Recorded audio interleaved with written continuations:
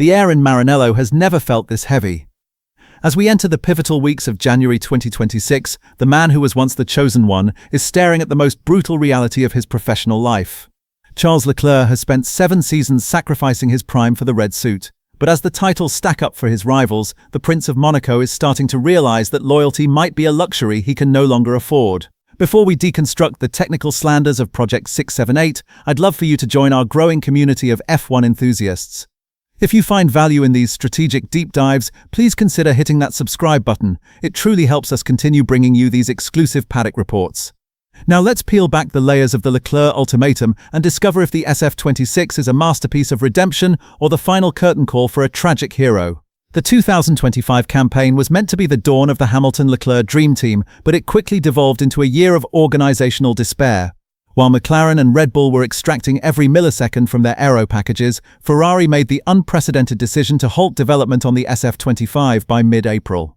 This strategic surrender left Leclerc fighting a losing war for nearly 9 months, forced to overdrive a car that was inherently unstable and technically stagnant. For a driver who has seen 7 years of next year is our year promises, 2025 felt like the ultimate breach of contract. He outqualified a 7-time world champion and dragged a mediocre chassis to podiums through sheer willpower, yet the internal data showed a team that had lost its way. This institutional failure didn't just cost points, it cost Ferrari the blind faith of their most loyal asset. Leclerc no longer trusts the promises, he only trusts the stopwatch, and in 2025, that stopwatch was his worst enemy. Deep within the secretive Logistica Mercy building in Maranello, Enrico Gualtieri has ignored every established rule of the hybrid era to forge Project 678. The engineering team has abandoned aluminum for a revolutionary copper-infused steel alloy cylinder head, a decision that has sent shockwaves through the paddock. This steel heart is designed to withstand a staggering 4.8 bar turbo boost, a pressure level that would simply melt the aluminum cores of Mercedes or Audi.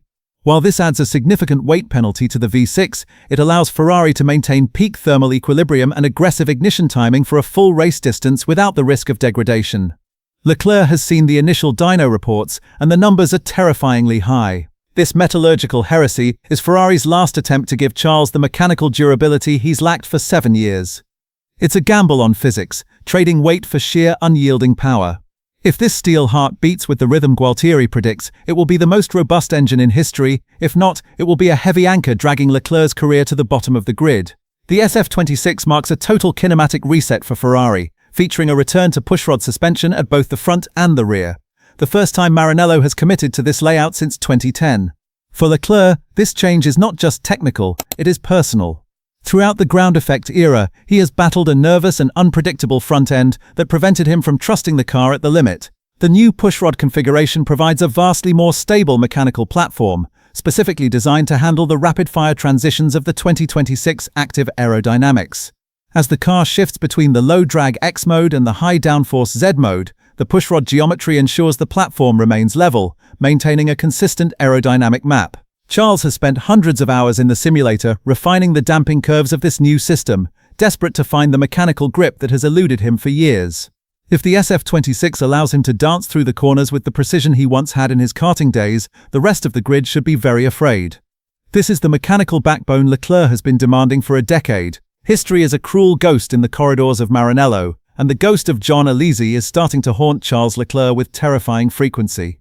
Like Alesi, Leclerc is the soul of the Scuderia, a driver of immense raw speed and emotional depth who has given his heart to a team that often fails to give him a winning machine.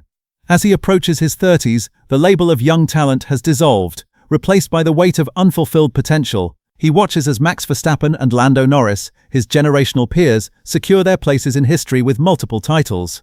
The risk of becoming the next Alesi, a hero loved by millions but ignored by the record books, is now a daily reality for Charles.